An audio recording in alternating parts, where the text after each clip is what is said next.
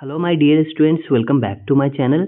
My dear students, आज की इस वीडियो में हम आपको प्रीपोजिशन सिखाएंगे।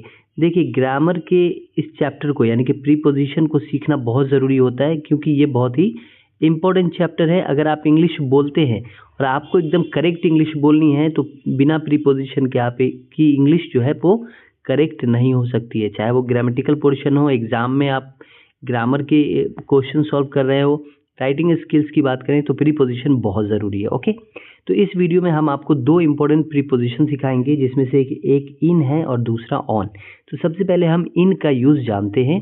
देखिए, इन एक प्रीपोजिशन है। इन का मतलब होता है मे का मतलब किसी चीज़ के अंदर। ये किसी भी चीज़ का पोजीशन बताता है कि कौन सी चीज़ किस पोजीशन में है। ओके, जो प्रीपोजिशन, जितने भी प्रीपोजिशन है, सबका काम है किसी भी चीज़ की, किसी भी नाउन के पोजीशन को बताना कि वो कौन सी अवस्था में है। क्लियर?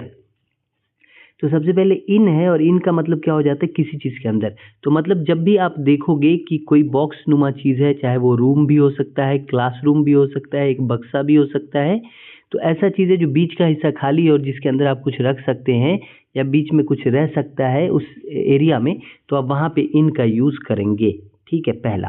दूसरा, इनका यूज़ मंथ के साथ होगा, ईयर के साथ, सीजन के साथ। कैसे यूज़ होगा हम इस वीडियो में सीखेंगे सब कुछ। ठीक है, तो वीडियो को कंप्लीट देखिएगा। तो यहाँ पे सबसे पहले हम अंदर के सेंस में जानते हैं। तो वीडियो, ये इन का मतलब होता है किसी चीज़ के अंदर। तो जैसे कि ये बॉक्स है, ठीक है, और बॉक्स के अंदर हमने एक बॉल बना दिया, यानी ये मान लीजिए ये बॉल इस बॉक्स के अंदर है। ठीक, और आपको कहना है कि बॉक्स में एक बॉल है, तो आप बोलेंगे देयर इज़ अ बॉल। क्या बोलेंगे? आप बोलेंगे there is a ball, there is a ball. एक बॉल है कहाँ? बॉक्स में।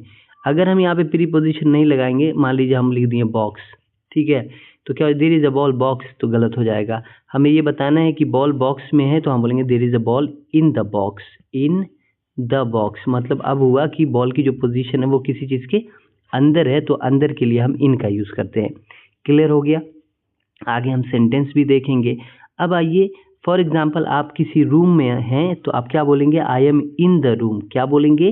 In the room. आप क्लासरूम में हैं, तो आप बोलेंगे I am in the classroom. Clear हो गया कॉन्सेप्ट? चलिए, तो पहला आपने देखा कि अंदर के सेंस में हम इनका यूज़ करते हैं। अब देखिए, मंथ के साथ आपको इनका यूज़ करना है। जैसे अगर आप, ये जितने भी मंथ होते हैं, जनवरी, फरवरी, मार्च, अप्रैल, मई, जून, जुलाई, अगस्त, जितने भी 12 मंथ हैं, आपको उनके साथ इन यूज़ करना है जब आप इंग्लिश बोल रहे होते हैं। तो उसके बाद देखिएगा, तो इन का यूज़ मंथ के साथ यूज़ करें, जब भी मंथ आएगा इन यूज़ करेंगे। ईयर के साथ यानी साल के साथ भी आपको इन यूज़ करना है। ठीक है, तो सभी का एक अलग अलग वाक्य बनता है, सेंटेंस बनता है, जिससे पता चल जाता है कि यहाँ पे हमें इन यूज़ करना है। लेकिन ये आपको याद रखना है कि जब भी मंथ देखना तो उससे पहले इन यूज़ कर देना, जब भी आप ईयर देखना तो उससे पहले, ईयर से पहले आपको इन यूज़ करना है। साथ ही साथ इनका यूज़ सीज़न के साथ भी होता है। इनका यूज़ सीज़न के साथ भी होता है। तो जैसे कि विंटर सीज़न है, समर सीज़न है, तो इन समर, इन विंटर हम बोलते हैं। ठीक है, इसको याद करते हुए भी चलना है। उसके बाद इनका यूज़ बड़े शहर के साथ, यानी कि जो भी आप स्टेट है, आप सभी के साथ अगर सेंटेंस बनाएंगे तो प्रीपोजिशन इन का यूज़ करेंगे। ठीक है, चाहे वो मुंबई हो, दिल्ली हो, हैदराबाद हो, बिहार हो, झारखंड हो, जो भी हो, तो अगर आप स्टेट का नेम दे रहे हैं तो इन का यूज़ करेंगे। उसके बाद देखिए, जो भी कंट्री नेम होते हैं, देश का नाम होता है, आप उनके साथ भी क्या यूज़ करेंगे? इन यूज़ करेंगे। क्लियर हो गया कि इनका यूज़ कहाँ कहाँ करना है। अब आइए, इसके कुछ सेंटेंस एग्जाम्पल देखते हैं। तो आपको ये याद करना होगा और साथ ही साथ इनको अच्छे से समझ के और यूज़ करना होगा, क्योंकि यूज़ नहीं करेंगे तो आपकी इंग्लिश इनकरेक्ट रहेगी। ओके, अब देखिए यहाँ पे मैं कमरे में हूँ। अब मैं जैसे ही यहाँ पे आया ना, मैं, ये देख रहे हैं, तो इससे पता चल गया कि भाई इन यूज़ होगा। बट कंडीशन भी समझ आ गया कि यहाँ पे कमरा है और कमरे के अंदर अगर रहता है कोई चीज़ तो इन यूज़ होता है। तो इन के साथ कमरा आएगा, यानी इन के बाद आपको रूम देना होगा। तो जैसे देख लीजिए, I am in the room, मैं कमरे में हूँ, I am in the room. देखिए, बक्से में गेंद है। ठीक है, में, तो यहाँ पे हम क्या बोलेंगे? There is a ball in the box. बक्से में, तो इन द बॉक्स, बक्से में गेंद है।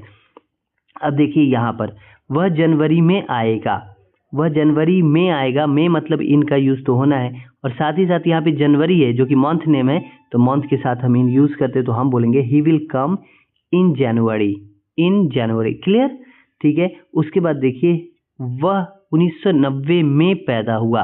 तो कब पैदा हुआ? 1990 में। तो ईयर के साथ भी क्या यूज करते हैं? इन यूज करते हैं। तो हम क्या बोलेंगे? इन 1990। इन 1990 यानी कि ही वॉज बोर्न इन 1990। अगर यहाँ पे इन यूज नहीं करते तो ये सेंटेंस फिर रॉन्ग हो जाता है ग्रामेटिकल पोर्शन से। ठीक है। तो यहाँ पे आपने देखा कि इन का यूज कैसे हुआ है। साथ ही साथ सीजन के साथ भी यूज होता है। तो सीजन में देख लीजिए, जैसे यहाँ पे है I will come in winter. ठीक है। मैं जाड़ा में आऊँगा। जाड़ा में आऊँगा। तो जाड़ा में मतलब इन विंटर, ठंडी के मौसम में। तो सीजन के साथ इन यूज करते हैं। I will come in winter. अगर यहाँ पे समर होता तो इन समर हम बोलते। ओके। अब अगर आपको इनका सही यूज समझ आ गया है तो अब हम ऑन का यूज देखेंगे। ये यूज ऑफ ऑन। ठीक है।